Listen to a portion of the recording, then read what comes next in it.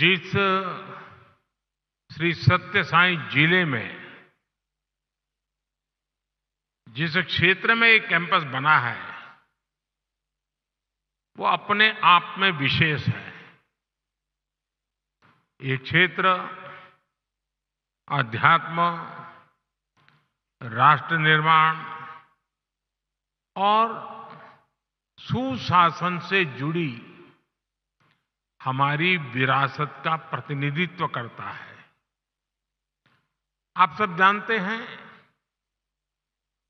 कि पुट्टपर्ती में श्री सत्य साईं बाबा की जन्मस्थली है। ये महान स्वतंत्रता सेनानी पद्मश्री श्री कल्लुल सुब्बाराव की भूमि है। प्रसिद्ध पपेट्री आर्टिस्ट दलाभाई चलापति राव को इस क्षेत्र में ने नई पहचान दी है। इस धरती से विजयनगर के गौरवशाली राजवंश के सुशासन की प्रेरणा मिलती है। ऐसी प्रेरणादायी जगह पर नैसीन का यह नया कैंपस बना है। मुझे विश्वास है ये कैंपस गुड गवर्नेंस के नए आयाम गढ़ेगा, देश में ट्रेड और इंडस्ट्री को नई गति देगा। साथियों, आज तिरुवल्लुवर दिवस भी है। संत तिरुवल्लुवर ने कहा था, उरु पोरुलम उल्गु पोरुलम तनवोन्नार तिरुपोलम वेंदन पोळु, यानी राजस्व के रूप में प्राप्त राजकीय कर और शत्रु से जीते हुए धन पर राजा का ही अधिकार होता है। अब लोकतंत्र में राजा तो होते नहीं, राजा तो प्रजा होती है और सरकार प्रजा की सेवा का काम करती है। इसलिए सरकार को पर्याप्त राजस्व मिलता रहे, उसमें आपकी बहुत बड़ी भूमिका है। साथियों, यहां आने से पहले मुझे पवित्र लेपाक्षी में वीरभद्र मंदिर जाने का सौभाग्य मिला है। मंदिर में मुझे रंगनाथा रामायण सुनने का अवसर मिला। मैंने वहां भक्तों के साथ भजन कीर्तन में भी हिस्सा लिया। मान्यता का है कि यहीं पास में भगवान श्री राम का जटायु से संवाद हुआ था। आप जानते हैं कि अयोध्या में श्री राम के भव्य मंदिर में प्राण प्रतिष्ठा से पूर्व मेरा 11 दिन का व्रत अनुष्ठान चल रहा है। ऐसी पुण्य अवधि में यहां ईश्वर से साक्षात आशीर्वाद पाकर मैं धन्य हो गया। आजकल तो पूरा देश राममय है, राम जी की भक्ति में सराबोर है। लेकिन साथियों, प्रभु श्री राम का जीवन विस्तार, उनकी प्रेरणा, आस्था भक्ति के दायरे से कहीं ज्यादा है। प्रभु राम गवर्नेंस के, समाज जीवन में सुशासन के ऐसे प्रतीक हैं जो आपके संस्थान के लिए भी बहुत बड़ी प्रेरणा बन सकते हैं। साथियों, महात्मा गांधी कहते थे कि राम राज्य का विचार ही सच्चे लोकतंत्र का विचार है। गांधी जी ने ऐसा कहने के पीछे वर्षों का उनका अध्ययन था, उनका दर्शन था। राम राज्य यानी एक ऐसा लोकतंत्र जहां हर नागरिक की आवाज सुनी जाती थी और उसे उचित सम्मान मिलता था।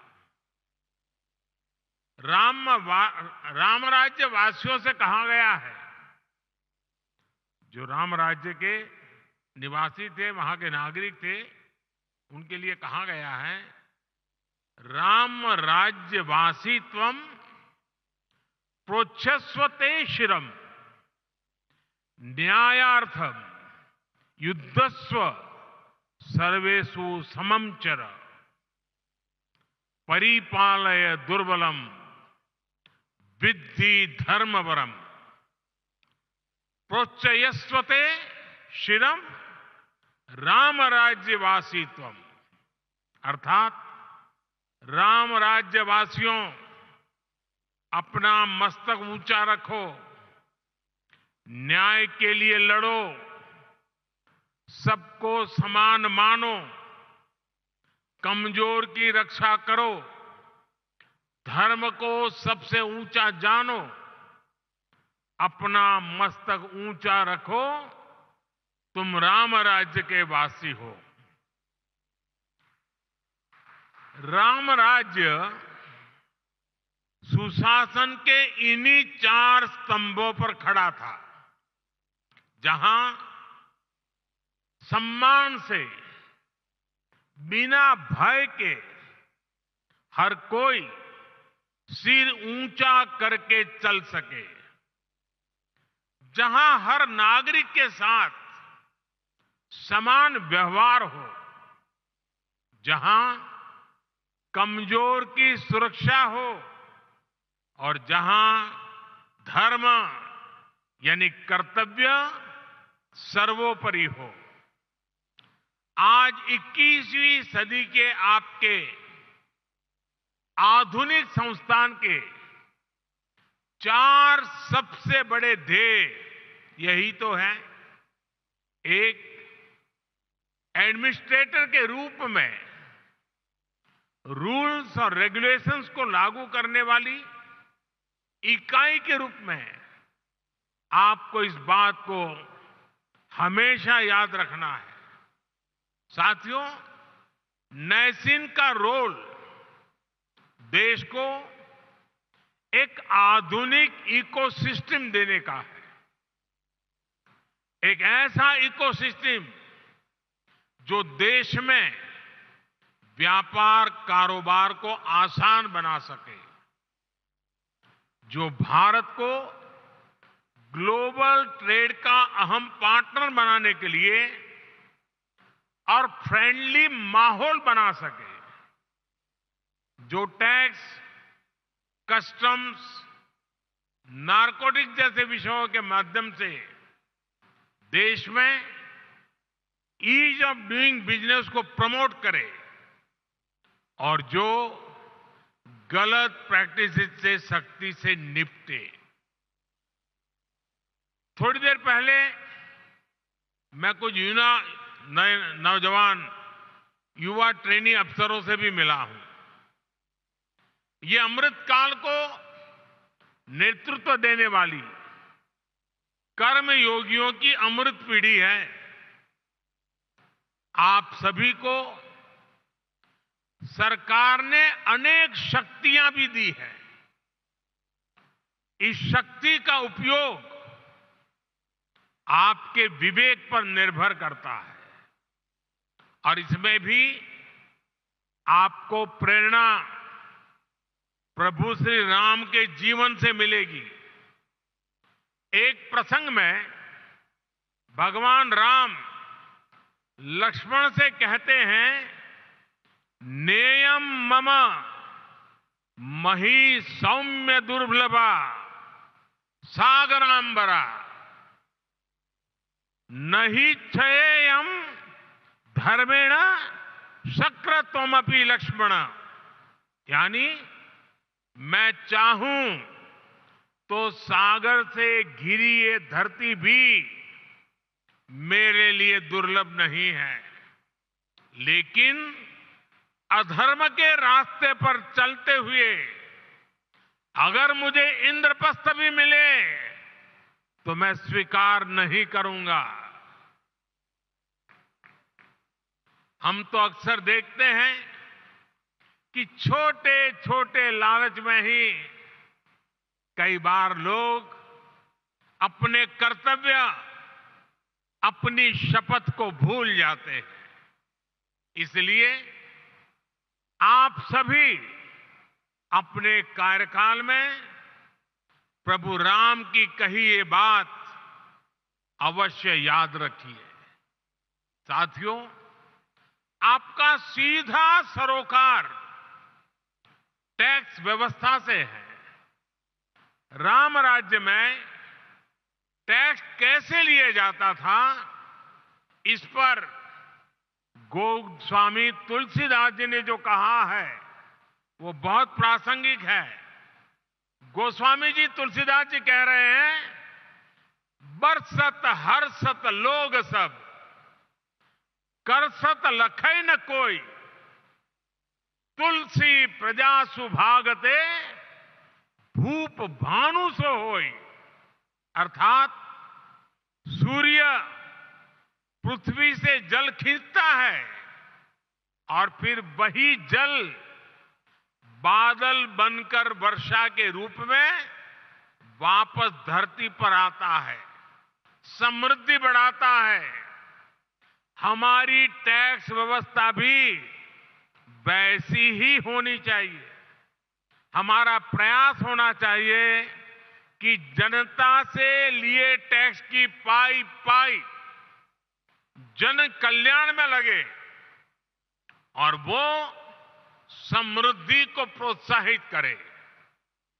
आप अध्ययन करेंगे तो इसी प्रेरणा से हमने बीते 10 वर्षों में टैक्स सिस्टम में बहुत बड़े रिफॉर्म किए।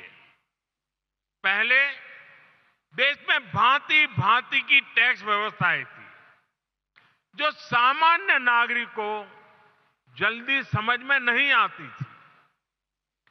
पारदर्शिता के अभाव में ईमानदार टैक्स पेयर को, बिजनेस से जुड़े लोगों को परेशान किया जाता था।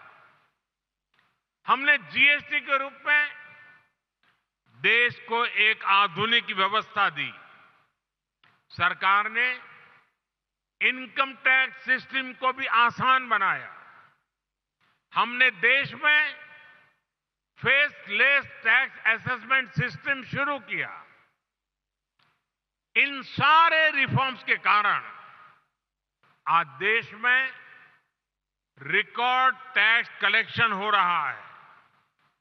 और जब सरकार का टैक्स कलेक्शन बढ़ा है तो सरकार जनता का पैसा विभिन्न योजनाओं के जरिए जनता को लौटा भी रहा है। 2014 में सिर्फ 2 लाख रुपए तक ही 2 लाख तक की इनकम पर ही टैक्स छूट थी। हमने 2 लाख से बढ़कर के सीमा 7 लाख रुपए तक पहुंचा दी। 2014 के बाद से हमारी सरकार ने टैक्स में जो छूट दी है, जो रिफॉर्म किए हैं, उससे देशवासियों को करीब करीब 2.5 लाख करोड़ रुपए टैक्स की बचत हुई है। सरकार ने नागरिक कल्याण की बड़ी योजनाएं बनाई हैं। आधुनिक इंफ्रास्ट्रक्चर पर रिकॉर्ड निवेश कर रही है। और आप देखिए, आज जब देश का टैक्स पेयर ये देख रहा है कि उसके पैसे का सही इस्तेमाल हो रहा है, वो भी आगे बढ़कर टैक्स देने को तैयार हुआ है। इसलिए बीते वर्षों में टैक्स देने वालों की संख्या लगातार बढ़ रही है। यानी हमने जो कुछ जनता से लिया, वो जनता के चरणों में ही समर्पित कर दिया। यही तो सुशासन है, यही तो राम राज्य का संदेश है। साथियों, कि संसाधनों का ऑप्टिमम यूटिलाइजेशन कैसे हो। अतीत में हमारे यहां प्रोजेक्ट्स को अटकाने, लटकाने और भटकाने की एक प्रवृत्ति रही है। इसके कारण देश का बहुत बड़ा नुकसान होता है।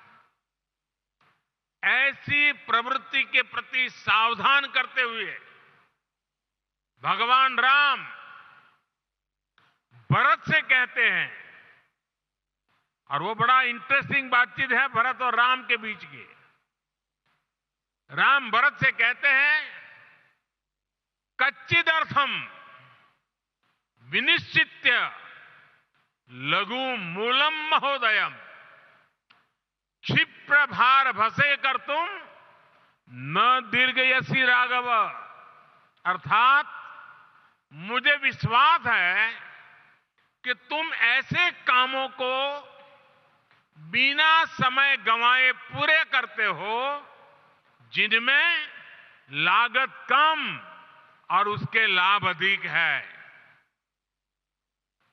बीते 10 वर्षों में हमारी सरकार ने भी लागत का ध्यान रखा है और योजनाओं को समय पर पूरा करने पर जोर दिया है। साथियों, गोस्वामी तुलसीदास जी कहते हैं, माली भानु किसान सम, माली भानु किसान सम नीति निपुण नरपाल, प्रजा भाग बस होहिंगे कबहू कलिकाल। यानी सरकार में माली, सूर्य और किसान जैसे गुण होने चाहिए। माली कमजोर पौधों को सहारा देता है, उसका पोषण करता है, उसके हक के पोषण को लूटने वाले को हटाता है। वैसे ही सरकार को, सिस्टम को गरीब से गरीब का संबल बनना चाहिए, उन्हें सशक्त करना चाहिए। सूर्य भी अंधेरे का नाश करता है, वातावरण की शुद्धि करता है और बारिश में मदद करता है। बीते 10 वर्षों में गरीब, किसान, महिला और युवा, इन सबको हमने ज्यादा से ज्यादा सशक्त किया है। हमारी योजनाओं के केंद्र में वही लोग सर्वोपरि रहे हैं जो वंचित थे, शोषित थे, समाज के अंतिम पायदान पर खड़े थे। बीते 10 वर्षों में लगभग 10 करोड़ फर्जी नामों को हमने कागजों से बाहर किया है। आज दिल्ली से निकला एक एक पैसा उस लाभार्थी के बैंक अकाउंट में पहुंचता है जो इसका हकदार है। भ्रष्टाचार के विरुद्ध लड़ाई, भ्रष्टाचारियों पर एक्शन सरकार की प्राथमिकता रही है। आप सभी को इन्हीं प्राथमिकताओं को ध्यान में रखकर अपना कार्य करना ही चाहिए। साथियों, राष्ट्र के विकास के लिए राज्य का विकास इस भावना के साथ जो काम हुआ है, इसके सुखद परिणाम आज हमें मिल रहे हैं। आपको कल रिलीज हुई नीति आयोग की ताजा रिपोर्ट की जानकारी अवश्य हुई होगी। जब कोई सरकार गरीबों के प्रति संवेदनशील होती है, जब कोई सरकार साफ नियत से गरीबों की परेशानी दूर करने के लिए काम करती है, तो उसके परिणाम भी निकलते हैं। नीति आयोग ने कहा है कि हमारी सरकार के 9 साल में देश में करीब करीब 25 करोड़ लोग गरीबी से बाहर निकले हैं। जिस देश में दशकों तक गरीबी हटाओ के नारे दिए जाते रहे, उस देश में सिर्फ 9 साल में करीब 25 करोड़ लोगों का गरीबी से बाहर निकलना ऐतिहासिक है, अभूतपूर्व है। 2014 में सरकार में आने के बाद से हमारी सरकार ने जिस तरह गरीब कल्याण को प्राथमिकता दी, ये उसका नतीजा है। मेरा हमेशा से ये मानना है कि देश के गरीब में वो सामर्थ्य है कि अगर उसे साधन दिए जाएं, संसाधन दिए जाएं, तो वो गरीबी को खुद परास्त कर देगा। आज हम यही होता हुआ देख रहे हैं। हमारी सरकार ने गरीबों की सेहत पर खर्च किया, शिक्षा पर खर्च किया, रोजगार स्वरोजगार पर खर्च किया, उनकी सुविधाएं बढ़ाई, और जब गरीब का सामर्थ्य बढ़ा, उसे सुविधा मिली, तो वो गरीबी को परास्त करके सीना तानकर गरीबी से बाहर निकलने लगा। 22 जनवरी को अयोध्या में राम मंदिर में प्राण प्रतिष्ठा से पहले एक और शुभ समाचार देश को मिला है।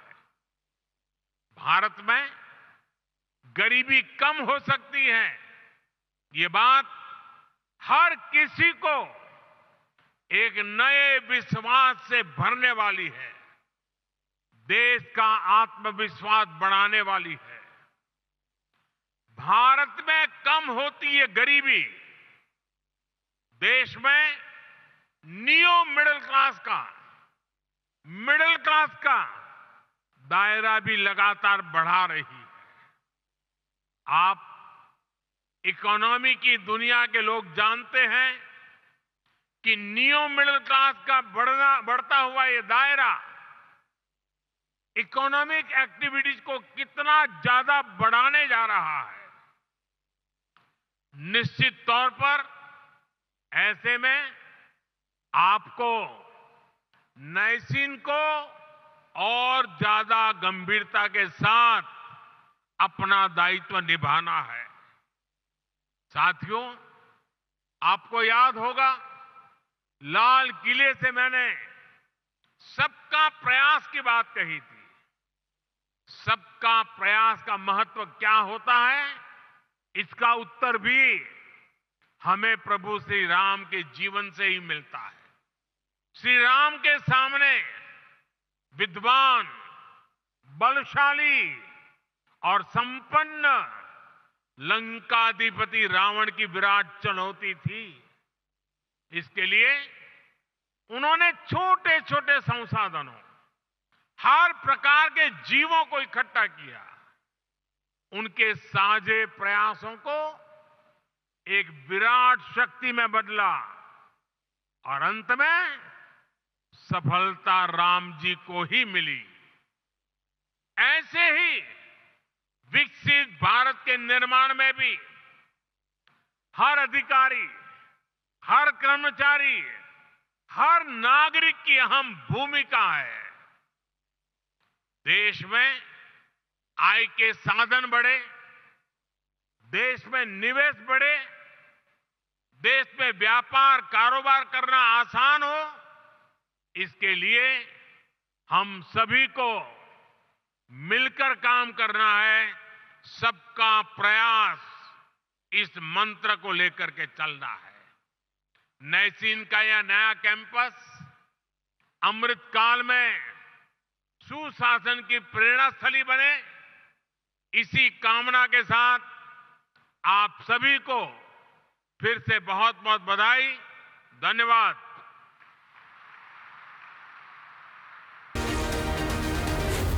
जी